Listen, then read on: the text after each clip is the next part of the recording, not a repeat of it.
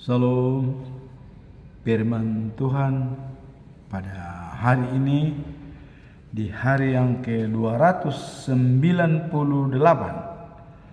tanggal 24 Oktober 2024 diambil dari kitab Daniel pasal 6 ayat 27 dengan perikop ialah perintah Raja Persia agar seluruh di kerajaannya takut kepada Allahnya Daniel. Itulah perikop pada hari ini. Nah, kemudian sebagai nats atau bacaan ayat pada hari ini yang tertulis dalam Daniel pasal 6 ayat 27 adalah sebagai berikut. Bersama ini kuberikan perintah bahwa di seluruh kerajaan yang dikuasai orang harus takut dan gentar kepada Allahnya Daniel, sebab Dialah Allah yang hidup, yang kekal untuk selama-lamanya. Pemerintahannya tidak akan binasa dan kekuasaannya tidak akan berakhir. Itulah firman Tuhan pada hari ini.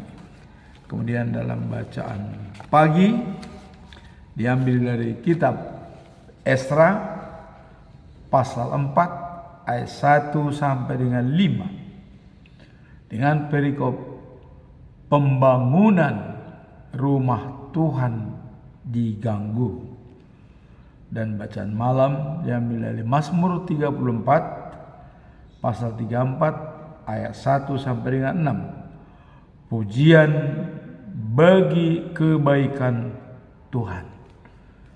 Itulah firman Tuhan pada hari ini dengan 3 perikop.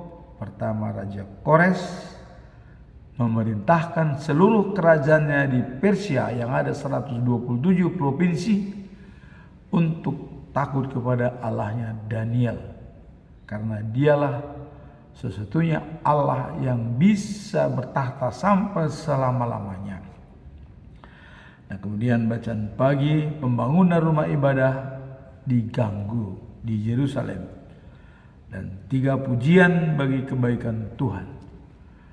Sebagai pedoman kita tetap dalam bulan Oktober adalah dengan topik serahkanlah hidupmu kepada Tuhan menjadi persembahan yang hidup dan benar.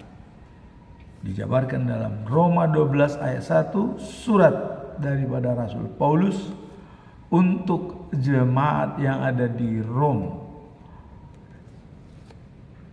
dengan mengatakan, karena saudara-saudara, demi kemuliaan Allah aku menasehatkan kamu supaya mempersembahkan tubuhmu sebagai persembahan yang hidup, yang kudus, dan yang berkenaan di hati Tuhan. Itulah ibadahmu sejati. Dapat kita simpulkan dari sini adalah ibadah sejati. Apa itu ibadah sejati? Yaitu mempersembahkan tubuh kita sebagai persembahan yang hidup dan benar. Apa artinya dalam persembahan hidup? Tentu hidup di sini adalah mengacu kepada 3 hal, yaitu hati, jiwa, dan kekuatan. Nah, lebih jelas dikatakan dalam Markus 12 ayat 30, cintailah Allahmu dari segenap hati, dari segenap jiwa, dari segenap akal budi dan kekuatan. Ini harus totalitas mencintai Tuhan sebagai hidup kita yang terdiri dari hati nurani, jiwa dan kekuatan untuk kita persembahkan kepada Tuhan. Nah, kemudian benar di sini adalah sesuai dengan firman Tuhan, ya. Dan pokok-pokok pengajaran agama Kristen oleh Martin Luther. Nah, jadi benar itu diidentikan adalah pribadi Yesus. Yesuslah kebenaran yang sebenarnya. Karena dalam Yohanes ya, pasal 14 ayat 6 dikatakan, akulah jalan, hidup dan kebenaran. Akulah hidup, jalan dan kebenaran. Jadi tidak ada seorang pun yang sampai kepada Bapa tanpa melalui aku. Nah, jadi kebenaran di sini Yesus adalah hidup yang kekal. Nah, kemudian lebih dijelaskan lagi hidup yang kekal, ya, dikatakan bahwa akulah roti, ya, dan hidup. Datang kepadaku tidak akan kelaparan. Percaya kepadaku tidak akan kehausan. Itu Yohanes 6 ayat 35. Akulah roti.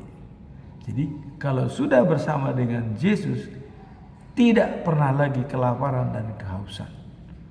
Nah, itulah arti daripada kebenaran dan hidup. Nah, sekarang dari segi pengajaran agama Kristen yang disampaikan oleh Martin Luther sesuai dengan firman Tuhan, bahwa keselamatan itu adalah anugerah, sola gratia. Nah, kemudian keselamatan itu akan kita dapat apabila kita dibenarkan dengan iman, percaya kepada Yesus. Tanpa iman percaya, keselamatan tidak mungkin akan datang pada kita. Inilah dikatakan kita dibenarkan dengan iman percaya, sola fide. Nah, kemudian kedua hal tersebut di atas, sola gratia dan sola fide, itu tertulis dalam Alkitabiah. Jadi hanya kebenaran firman Tuhan dijabarkan dalam Alkitab. Nah, seperti kita ketahui bahwa sola gratia adalah dalam Efesus pasal 2 ayat 8 sampai 9. Apa yang dikatakan di sana? Sebab karena kasih karunia kamu diselamatkan oleh iman, dan bukan hasil usahamu, tetapi pemberian Allah, bukan pula hasil, ya, pelajaranmu. Kenapa dikatakan bukan dengan hasil pekerjaan kita atau hasil usaha? Ya. Agar manusia tidak menyombongkan diri bahwa keselamatan itu adalah hadiah dari Tuhan. Bukan hasil usaha, bukan hasil pekerjaan kita, tapi hadiah. dalam Efesus pasal 2 ayat 8 sampai 9. Nah, kemudian setelah kita membahas menyerahkan hidup dan benar, kita masuk dalam perikop hari ini, yaitu diambil dari Daniel pasal 6 ayat 27. Perintah Raja Persia pada waktu itu adalah Raja Kores agar seluruh dunia takut kepada Allah. Kenapa muncul tiba-tiba Raja Kores mengatakan supaya dunia takut kepada Allah? Karena dia melihat pengalaman Nebukadnezar yang sangat sombong dan menghancurkan Yerusalem. Apa yang terjadi pada Nebukadnezar? Daniel menjelaskan mimpinya bahwa dia 7 tahun akan bersama dengan binatang makan rumput, bukan sama manusia. 7 tahun. Itulah gambaran bahwa Allahnya Daniel, Allahnya Israel dikatakan tadi adalah patut untuk dihormati. Ini adalah pernyataan daripada Raja Kores, ya. Nah, kemudian apa makna dari pasal 6 ayat 27 ini tentang perintah Raja Kores? Kita melihat pengakuan dari Raja Kores mengenai Tuhan yang hidup, Raja ya yang mengeluarkan perintah agar semua orang diharapkan untuk menghormati Tuhan Daniel yang dianggap sebagai adalah mengenai Tuhan yang pelindung dan Tuhan yang penyelamat di bangsa Israel. Ini menunjukkan kekuasaan Tuhan dalam mengatur hidup dan menyelamatkan umatnya. Jadi ini menunjukkan bahwa ada kekuasaan Tuhan dalam mengatur hidup dan menyelamatkan umatnya. Inilah maka bangsa Israel dijanjikan oleh Tuhan Allah akan kembali ke negerinya dan tidak ada seorang pun yang tinggal di pembuangan. Semua harus pulang ke negerinya, termasuk hamba-hamba, termasuk binatang peliharaan, dan semua harta mereka juga diangkut kembali ke Yerusalem. Bahkan harta yang diangkut dari rumah Tuhan seperti mangkok-mangkok emas, mangkok perak, dan yang lain-lainnya itu dikembalikan ke Yerusalem untuk dipakai di rumah ibadah di Yerusalem. Nah, dalam konteks ini situasi yang dialami oleh Daniel dikeluarkannya dari gua singa setelah Tuhan menyelamatkannya, dan hal ini menjadi bukti nyata kuasa Tuhan. Waktu Daniel dihukum masuk gua singa yang lapar, ternyata dia tidak diapa-apaan oleh singa. Itulah kuasa Tuhan kepada Daniel.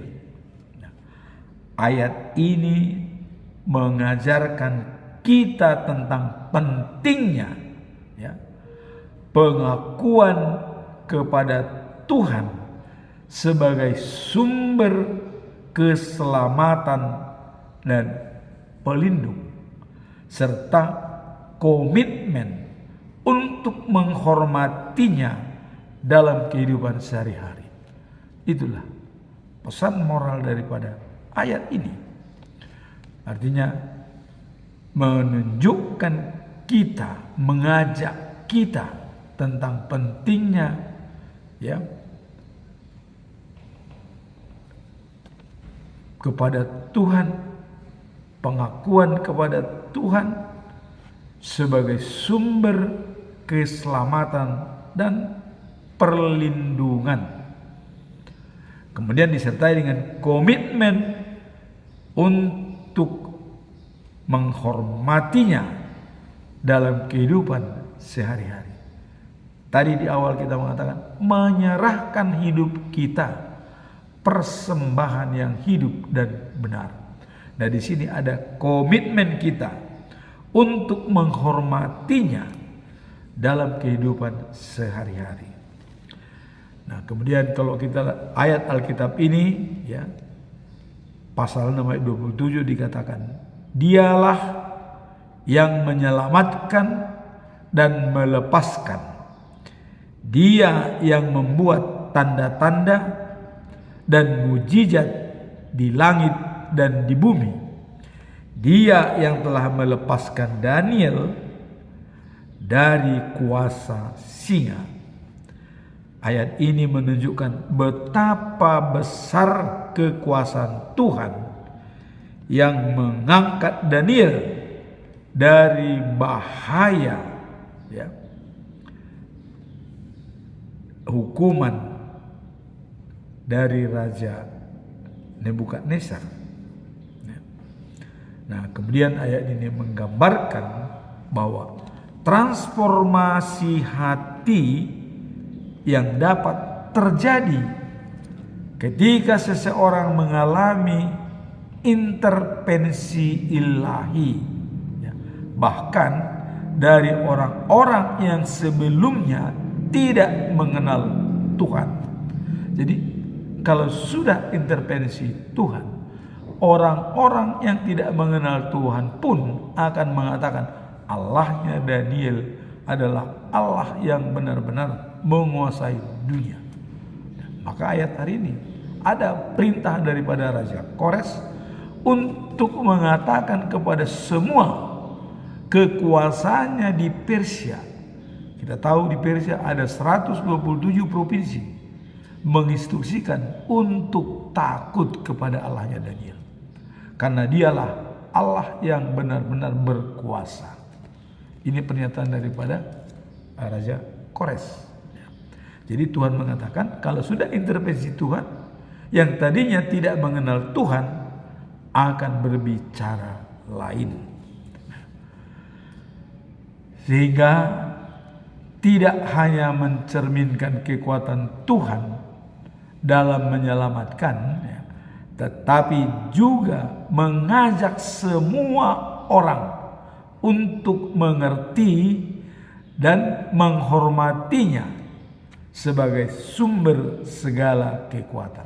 Jadi ini mengajak kita ya, untuk ya, mengerti dan menghormatinya sebagai sumber kekuatan. Jadi kita harus tahu kalau Allah itu adalah sumber kekuatan, ya. Tidak bisa ditawar-tawar lagi bahwa dialah satu-satunya sumber kekuatan. Dan nanti dalam perikop yang Mazmur, bahwa pujilah Tuhan dengan kebaikannya. Itu perikop terakhir. Nah, sekarang kita masuk dalam bacaan pagi, yaitu dari Esra pasal 4 ayat 1 sampai 5. Nah, ini pembangunan rumah Tuhan diganggu. Apa sebabnya? Ada berita ya, bahwa orang-orang bekas buangan itu sedang membangun rumah Tuhan Allah Israel. Nah, jadi mereka yang sudah ke Yerusalem itu perintah daripada Kores dan dipimpin oleh Esra, baik kaum imam maupun tokoh-tokoh, mereka semua bersatu padu berkumpul untuk membangun rumah ibadah. Bahkan saat ya, peletakan batu pertama atau peletakan pondasi daripada pembangunan tersebut, itu banyak orang Israel yang tua-tua mengingat dulu keindahan Yerusalem waktu dibangun oleh Raja Salomo. Mereka menangis, ya. Dan ada yang kegirangan dan berteriak, sehingga tidak jelas lagi mana antara beda tangis dan teriakan mereka. Nah, dikatakan sebab itu, nah kemudian dalam menjalankan pembangunan tersebut ada orang-orang, ya, yang tidak setia kepada Tuhan. Begitu mendengar pembangunan itu, ya, nah mereka menjadi ingin membantu dalam pembangunan, padahal itu adalah tidak benar.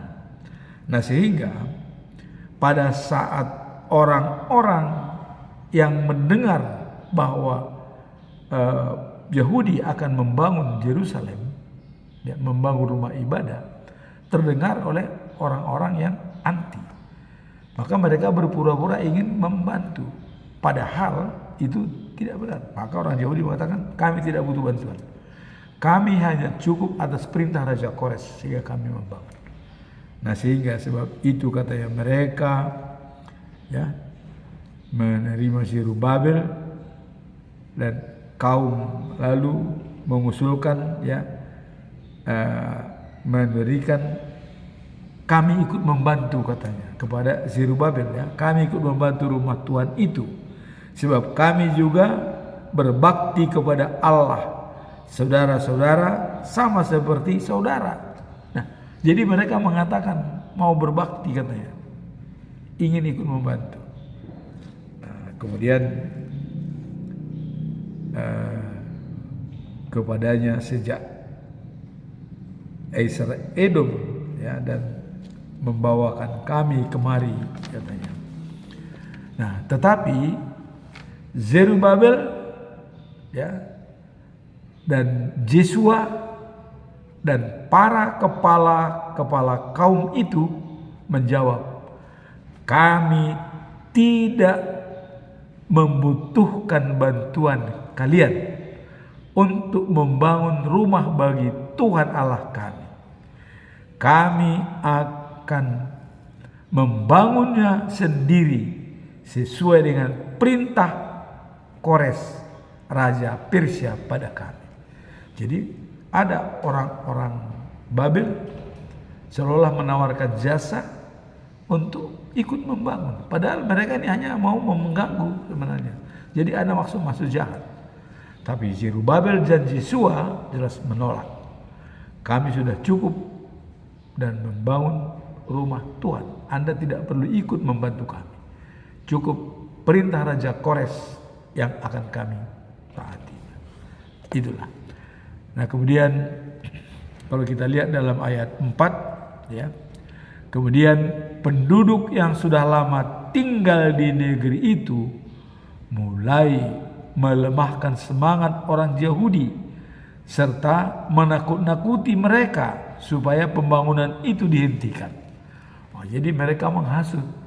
Jadi penduduk yang mungkin tadinya itu adalah bukan asli penduduk Yerusalem, ya, itu ditakut-takuti, atau termasuk juga bangsa Israel ditakut-takuti oleh mereka supaya pembangunan itu dihentikan. Nah, dalam ayat 5, mereka menogok pejabat-pejabat pemerintah Persia supaya menggagalkan rencana orang Yahudi ini. Hal itu terus berlangsung selama pemerintahan Raja Kores sampai pemerintahan Raja Darius. Coba kita lihat. Jadi mereka selalu mengobok-obok, ya, untuk menghalang-halangi pembangunan rumah Tuhan. Bahkan, ya, setelah dilihat dokumen, karena Raja Kores juga coba lihat dokumen, apa dulu yang pernah saya tulis. Dibuka dokumen, ternyata perintah Raja Kores untuk bangsa Yahudi kembali ke Yerusalem dan Yehuda dan membangun kembali rumah Tuhan, bahwa akan memerintahkan untuk membawa semua barang-barang yang dulu diangkut dari Yerusalem ke Babilonia yang disimpan di kuil-kuil untuk dikembalikan ke Yerusalem. Nah, dan itu waktu yang lalu sudah kita lihat dibawa semua.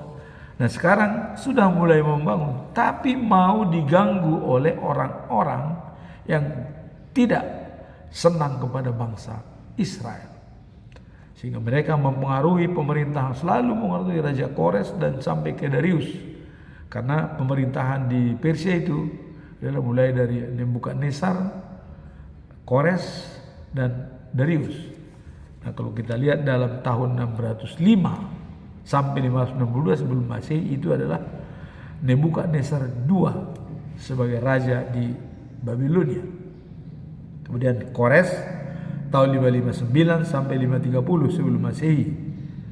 Kemudian Darius tahun 522 sampai dengan 586 ya. Sebelum Masehi. Nah, itulah yang dikatakan dari 522 sampai dengan 526 adalah Raja Darius ya. Nah, kemudian dalam hal kerajaan Kores dan Darius, orang-orang Babel selalu mempengaruhi pemerintah untuk menggagalkan pembangunan rumah ibadah di Yerusalem. Dan bahkan dikatakan mereka menyogok orang-orang ya. Nah, ayat ini mengisahkan tentang gangguan yang dialami oleh bangsa Israel saat membangun kembali rumah Tuhan setelah kembali dari pembuangan. Nah, dalam konteks ini ya, kita memahami tentang yang dihadapi umat Allah ketika berusaha untuk melakukan hal yang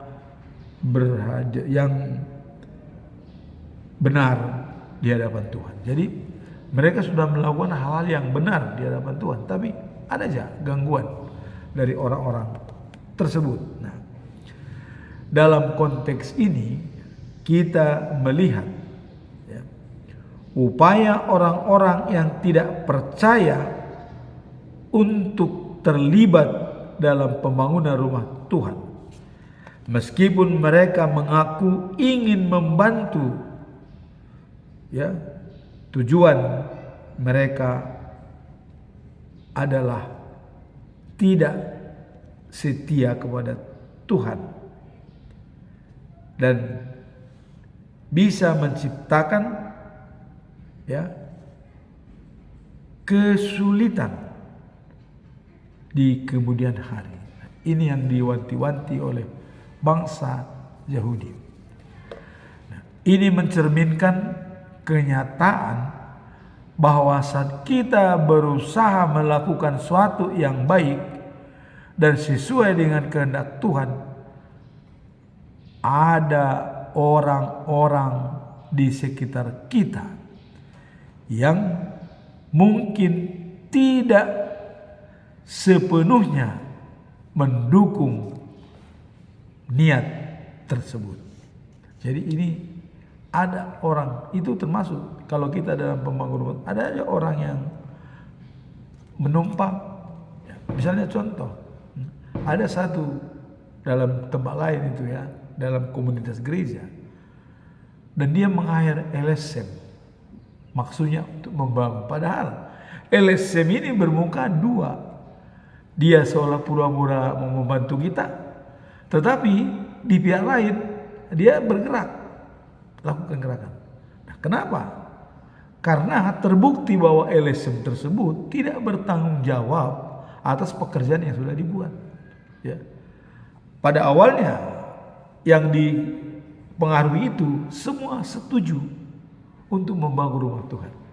Dan pada kenyataannya ada yang mencabut persetujuannya.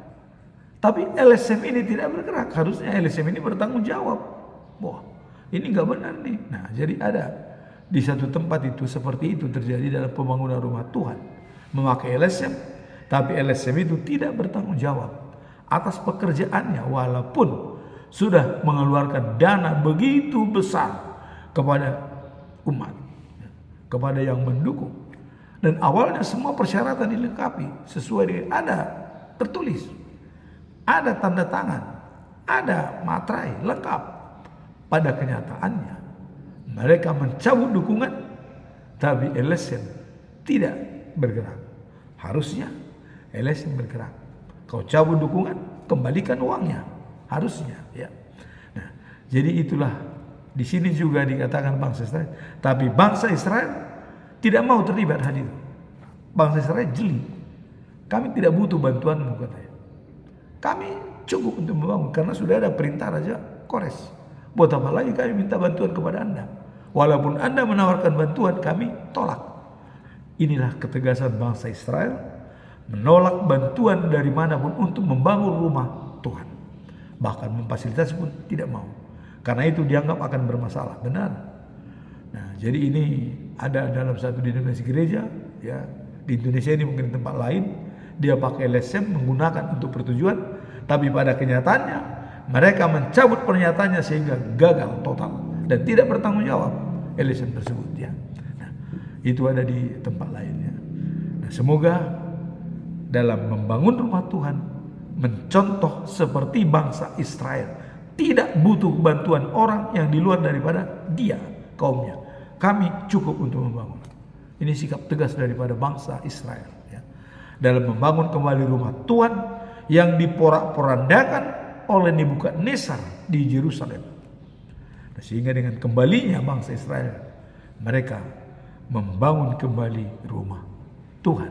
Walaupun ada gangguan, mereka tidak peduli, dan itu bisa di stop oleh raja melihat dokumen bahwa pembangunan itu adalah atas perintah daripada raja. Nah, maka tadi pernyataan daripada Raja Kores, ya, memerintahkan supaya semua bangsa kekuasaannya di 127 provinsi untuk tunduk pada Allahnya Daniel. Ini jadi sudah role model, jadi Allahnya Daniel tunduk kepada Allahnya Daniel, karena dialah Allah yang benar-benar memimpin bertahan selama-lamanya. Sudah ada pengakuannya dari orang yang tadi tidak mengenal Tuhan, tapi dia mengaku untuk menjadi pengikut Tuhan. Walaupun tidak secara terang-terangan, walaupun dia hanya dalam perintah, tapi dia tetap mengatakan Allahnya Daniel. Dia tidak mengatakan Allah kita. Allahnya Daniel itu lebih hebat. Maka semua bangsa yang di bawah kekuasaannya 127 provinsi untuk tunduk kepada Allahnya Daniel. Bukan main. Dasarnya, ya, pekerjaan daripada Raja Kores. Nah, sekarang kita masuk dalam bacaan malam, yaitu Mazmur 34 pasal 3 ayat 1 sampai dengan 6. Nah, ini pujian bagi kebaikan Tuhan. Nah, jadi di sini kita lihat kebaikan Tuhan, ya, dari mengembalikan bangsa Israel dan membangun kembali rumah Tuhan. Ini adalah kebaikan Tuhan yang dinyatakan oleh Daud, ya.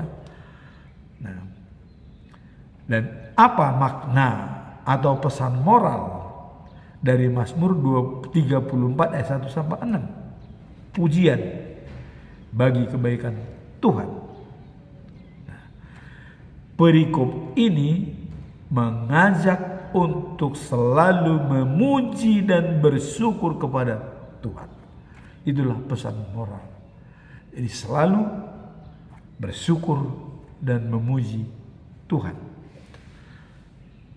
Nah, dalam ayat 34 dikatakan, aku akan memuji Tuhan. Dalam pasal 34, ya, ayat 1, aku akan memuji Tuhan sepanjang hidupku. Aku akan memuji Tuhan Allahku selama aku masih ada. Wah, ini sangat jelas pernyataan daripada Daud ya. Tidak diragukan lagi bahwa Daud ini memang seseorang yang sangat kekeh dan kuat dalam pendiriannya. Ya, kita tahu apa latar belakang daripada Raja Daud. Dia dari gembala dipanggil Tuhan untuk menjadi membantu di kerajaan Raja Saul. Raja Saul kewalahan melawan Palestina karena ada orang-orang yang besar dan yang tidak bisa ditaklukkan seperti Goliat. Tapi Raja Daud menawarkan diri, saya bisa melawan Goliat. Raja Saul bingung, loh bagaimana kau bisa melawan Goliat begitu besar? Peralatannya lengkap, panahnya, senjatanya. Apa kata Daud? Tuhan bersama saya. Jadi kalau sudah dia mengandalkan Tuhan, coba Goliat yang begitu besar, Daud yang kecil bisa mengalahkan Goliat. Padahal Allahnya hanya ambalan, ya, hanya amban. Ya.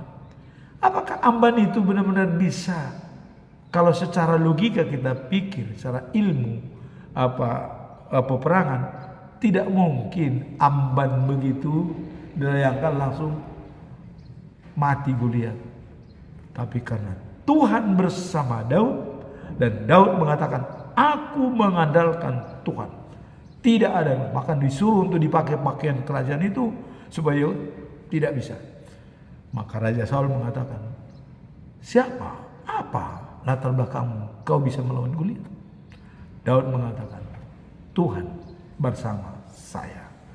Nah, itulah awal daripada Daud terkenal ya, karena dia dipanggil oleh Tuhan dari gembala ya, menggembala domba-domba ya di padang rumput ya, padang gurun.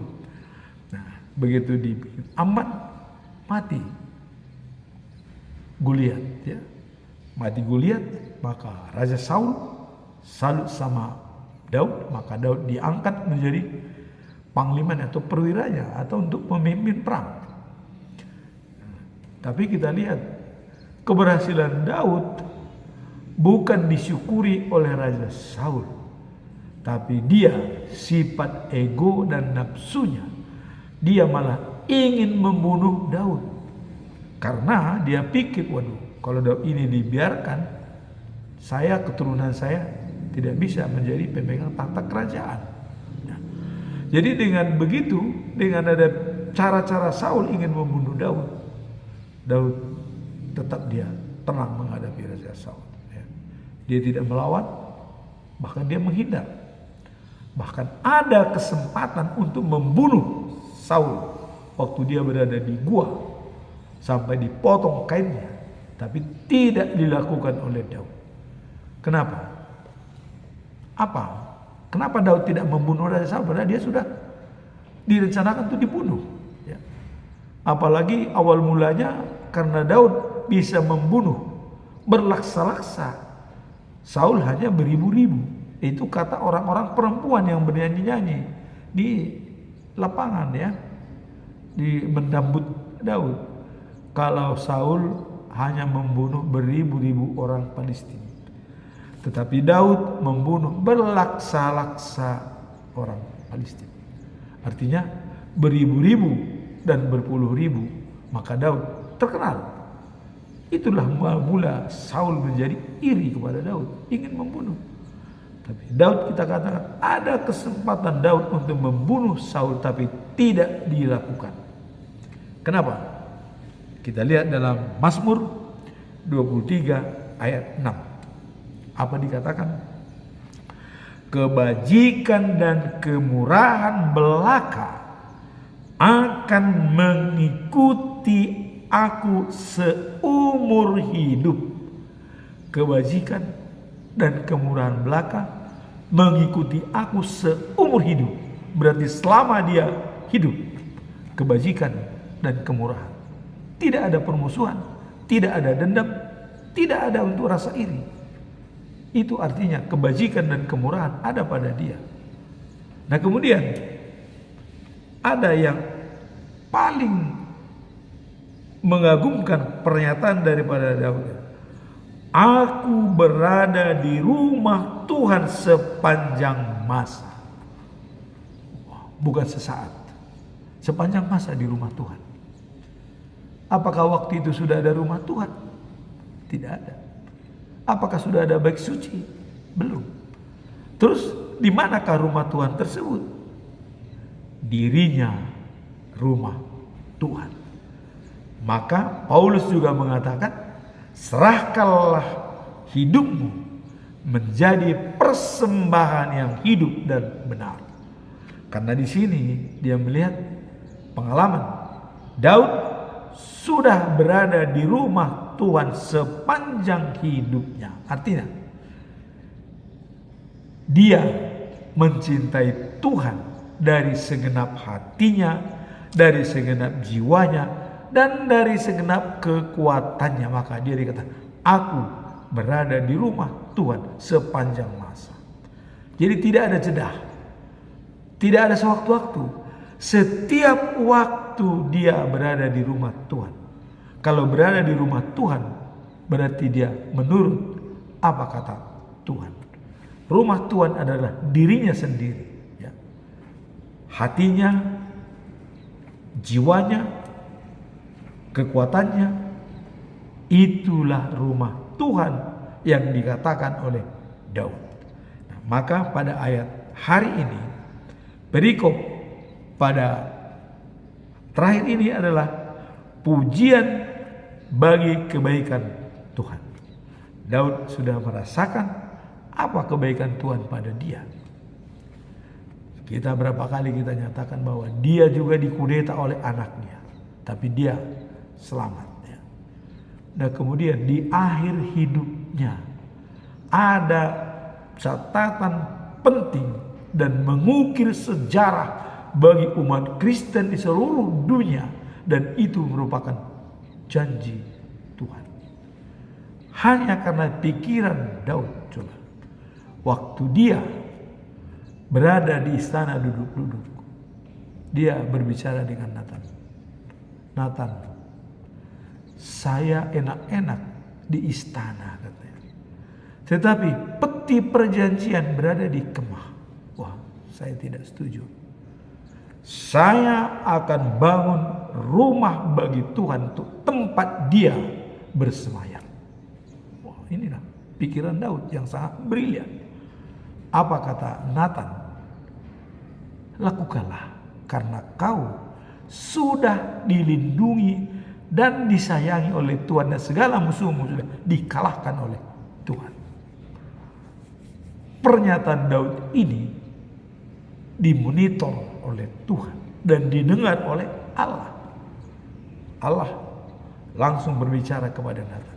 Natan, sampaikan kepada Daud. Tuhan Allah tidak langsung berbicara kepada Daud, karena Allah itu berbicara melalui nabi-nabi yang sudah dipercaya. Maka apa perkataan nabi itu adalah harus dipercayai. Sampaikan kepada Natan. Ya. Natan, sampaikan kepada Daud. Bukan dia yang membangun rumah bagiku, tetapi anak kandungnya sendiri, Salomo. Ya. Padahal waktu itu Salomo belum lahir, masih jauh kan, belum. Anak kandungnya sendiri yang akan membangun rumah bagiku. Ini disampaikan oleh Natan, dan itu pesan daripada Tuhan. Nah kemudian yang kedua dikatakan, aku akan membangun rumah Tuhan baginya, dan dari keturunannya lah yang kuberikan raja segala raja dari dunia ini, dan dia berada di kota Sion selama-lamanya. Itulah kedatangan Yesus Kristus di dunia. Hanya sebentar, cuma 3,5 tahun ya. Mati, disalibkan, dikuburkan, dan bangkit pada hari ketiga. Naik ke surga, berada di sebelah kanan Allah Bapa. Dan itulah dikatakan oleh Allah, dia akan memerintah di Sion ya, selama-lamanya. Apakah Sudah sekarang pemerintahan itu? Belum. Itulah yang namanya the news of Jerusalem. Jadi kedatangan dia kedua kali untuk menjemput kita, baik yang hidup maupun yang mati, akan berada di the news of Jerusalem, di Yerusalem yang baru. Inilah firman Tuhan pada hari ini yang harus kita renungkan. Dan pernyataan Daud ini adalah puji bagi kebaikan Tuhan. Ini yang apakah kita sudah memuji kebaikan? Apa kebaikan Tuhan? Ya, saya katakan kemarin ya, hidup kita ini hanya 10% yang bisa kita kelola. Tapi 90% itu dikelola oleh Tuhan. Di mana tuh 90%? Di alam bawah sadar. 10% di mana? Itulah di alam sadar. Panca indera, mata, telinga, hidung, ya, dan lidah. Itulah yang bisa kita kelola. Tapi jantung, paru-paru, ginjal, limpa, empedu, siapa yang mengelola? Kemudian pipa darah kita 195 km, siapa yang mengelola? Tuhan. Kalau telat ada 1 menit, Tuhan tidak memberikan napas, atau 1 jam telat tidak memberikan sesuatu, selesai kita. Selesai. Kita tidak bisa berbuat, siapapun, atau dokter atau bagaimanapun canggih, tidak bisa. Hanya Tuhan. Maka Mazmur mengatakan dalam Mazmur 50 ayat 23, mengucap syukur dalam segala hal dan berikan lapang jalan Tuhan dalam dirimu sebagai rumah Tuhan, yang sudah dikatakan oleh Daud, saya berada di rumah Tuhan sepanjang masa. Semoga firman Tuhan pada hari ini semakin membuat kita untuk tetap percaya kepada Tuhan sebagai kebenaran hakiki adalah Yesus, jalan satu-satunya menuju Bapa di surga. Tanpa melalui Dia, kita tidak bisa apa-apa. Amin. Tuhan memberkati.